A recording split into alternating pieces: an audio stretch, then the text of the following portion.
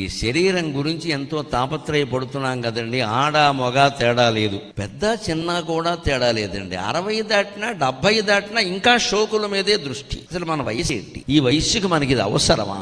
ఇంకా young looking ఇప్పుడు చాలా మంది పడే తాపత్రయం ఇది. Young looking, why looking? Any booking is there?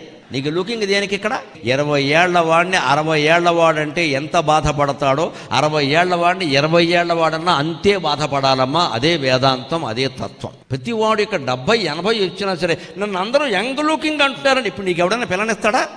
ఎందుకు గొప్పగా చెబుతున్నా ఈ విషయాన్ని? యంగ్ లుకింగ్ అంటే సిగ్గుపడాలి. Why are you looking young? Why you want to be looking young? Fundamental question. Why you want to be looking young అంటే జీవితం ఏ స్థితిలో ఉందో ఆ స్థితిని అంగీకరించడానికి మనం సిద్ధంగా లేం. This is the only reason for all our worries. నాకు కోపం వస్తే ఇంగ్లీష్ వస్తుంది. This is the only reason for all our worries my friends. గమనించండి, ఈ శరీరం